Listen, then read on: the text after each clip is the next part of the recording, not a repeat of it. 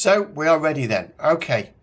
So EY Spirit Seekers, The Phantom of Alderfen Asylum. Thank you, Joe. The van rattled along the dirt path.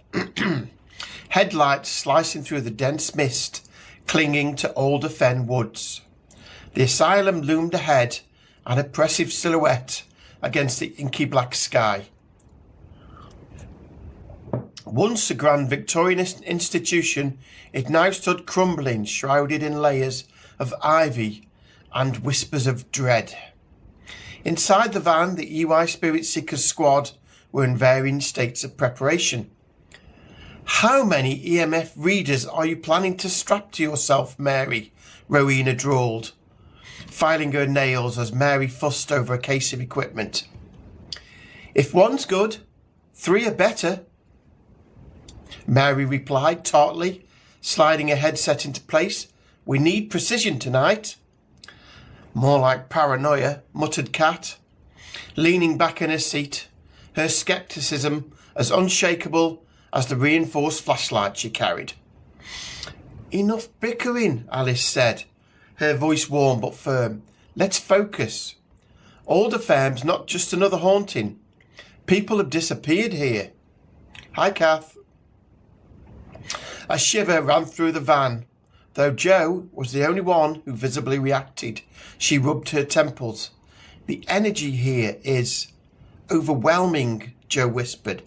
"Sadness, anger, and something watching us. Hey, Lisa." "I'll monitor the cold spots," said Dee helpfully. Pauline placed a calming hand on Jo's arm. "We've got this. You're not alone." "Right," Daz said, steering the conversation back to business. "Rob, Rachel, what's the scoop on this place?" Rob adjusted his glasses and flipped through a notepad.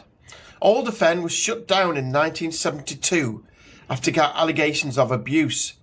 Patients claimed they were tortured and the staff blamed possessions. "Possessions? As in demons?" Lisa D's eyes lit up curiously. "Or just sadistic nurses blaming their own behaviour on the devil," Kat said dryly. Ash shuffled nervously. "I'll put down a couple of extra locked-off cameras in some of the side rooms. We'll need total coverage." "Locals say the spirit of Matron Evelyne still roams," Rachel added. "She ran the place with an iron fist and had a fondness for experimentation." Rowena snorted. "Great. Let's just add a sadistic ghost nurse to our bucket list." Julie, sitting quietly at the front, finally spoke. "Whether it's Evelyn or something worse, we're here to find the truth. Let's get moving." The team filed out of the van, the biting wind carrying faint whispers through the trees. They set up base camp in the foyer, where the ceiling had partially collapsed. Dust hung in the air like ash.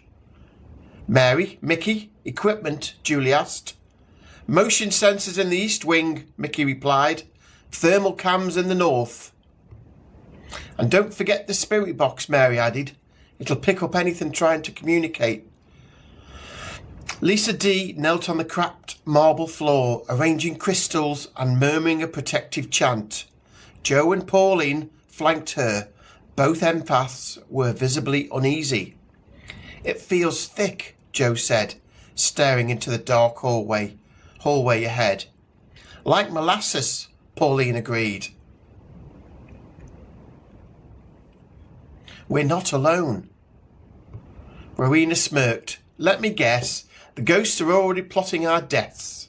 And to think I could have gone to bingo tonight." Alice said, "Best behaviour, please, Rowena. If you rile them up, I'm not patching you up when you fall through a floorboard." Julie led the team deeper into the asylum, their footsteps echoing ominously. The matron's ring was colder than the rest. The air almost seemed liquid with malice. A rusted wheelchair sat in the centre of the hallway, its wheels creaking softly. No one had touched it. "Lisa, any readings?" Daz asked. Lisa frowned at her pendulum, which swung erratically. Something's here. Close. Suddenly Jo gasped and clutched her chest. She's here. Evelyne. She's angry. Pauline took Jo's hand. Focus. What does she want? To make us leave, Jo whispered. She doesn't like intruders. Tough luck, Rowena muttered. We're not here to redecorate. The wheelchair suddenly rolled towards them, picking up speed. The team scattered, shouting as it crashed into a wall. Okay, that wasn't the wind, Kat said, her expression grim. Julie's voice was calm but firm. Stay focused. This is what we came for. The basement was a maze of pipes and shadow.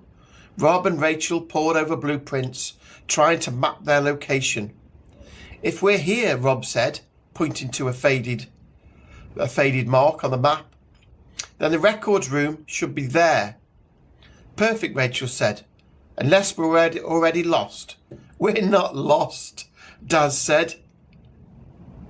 Probably. Comforting, Rowena said, shining her torch down the corridor. Let's split up. What could go wrong? Don't even joke, Alice said. We stick together.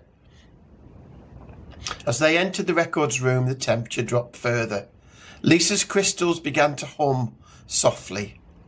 Energy spike, she said. Something's here. Suddenly, a guttural moan echoed from the shadows. Pauline and Jo stiffened. It's not just Evelyne, Pauline whispered. I think we're getting some of the patients through as well.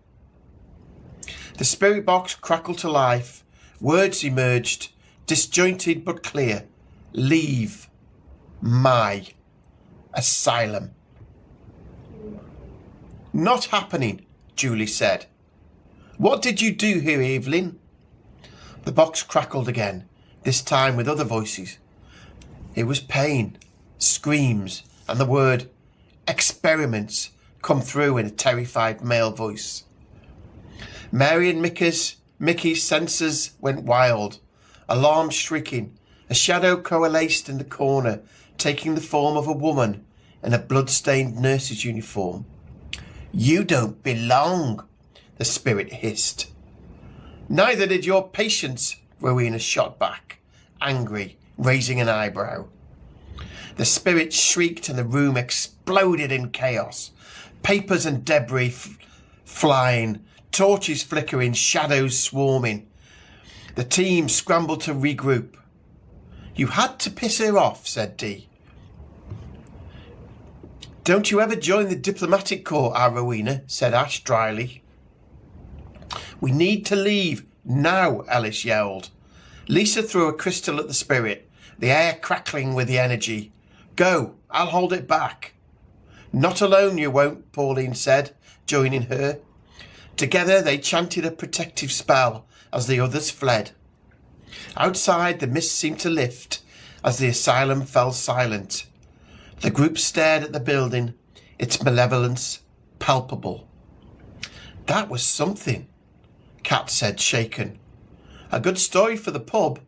I wonder if he'll get me a pint from Dave or Vinny, Rowena said, brushing dust off her coat. Julie smiled faintly. And more work to do. Evelyne's not the only one trapped in there.